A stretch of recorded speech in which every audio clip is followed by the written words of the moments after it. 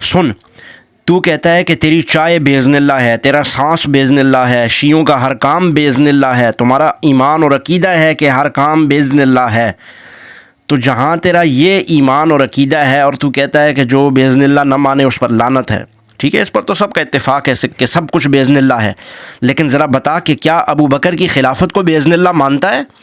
کیا عمر کی خلافت کو باذن اللہ مانتا ہے؟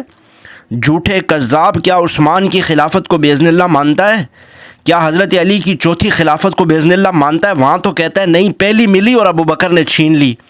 تو پھر ماننا اس بات کو کہ ابو بکر نے چھینی نہیں بلکہ باذن اللہ خلافت اللہ نے ان کو پہلی دی تھی۔ ایسا کیسے ہو سکتا ہے کہ ابو بکر کو پہلی نہ ملی ہو اور وہ اللہ کی مرضی کے خلاف؟ اللہ کی مرضی تو یہ ہو کہ علی کو پہلا امام بنانا ہے، لیکن ابو بکر خلافت چھین کے لے جائے۔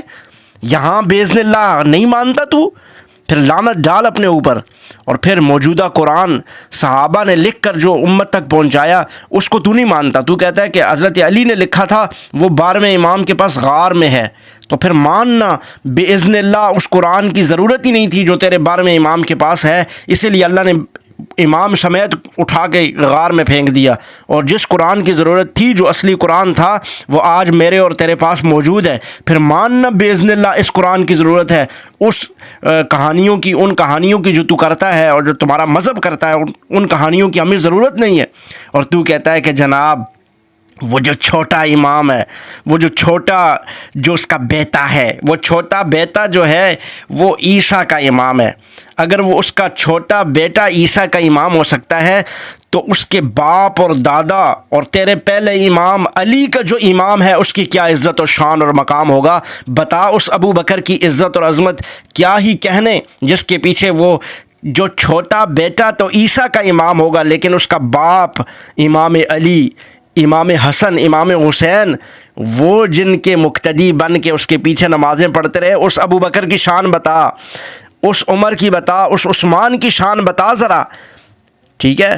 وہ تیرے چھوٹے بیٹے کے بڑے باپ جس کے پیچھے نمازیں پڑھتے رہے، کیا جن کے وہ مقتدی تھے اور جو ان کے امام تھے ان کی کوئی عزت نہیں، ان کا کوئی مقام نہیں، ان کا کوئی رتبہ نہیں؟ بتانا ذرا، ٹھیک ہے؟ اب تیری بولتی بند ہوگی، اپنے وقت میں مجھے جواب دینا، اپنے وقت میں مجھے جواب دینا کہ تو کہتا ہے کہ ہم تو باذن اللہ ہر چیز مانتے ہیں، لعنت کرتے ہیں جو باذن اللہ نہیں مانتا۔ تو ابو بکر و عمر کی خلافت، موجودہ قرآن، اس کو تو باذن اللہ مانتا ہے؟ اس کو باذن اللہ ماننا، اپنی چائے اپنا سانس تو باذن اللہ مانتا ہے، لیکن ابو بکر و عمر کی خلافت اور حضرت علی کی چوتھی خلافت باذن اللہ نہیں مانتا تو؟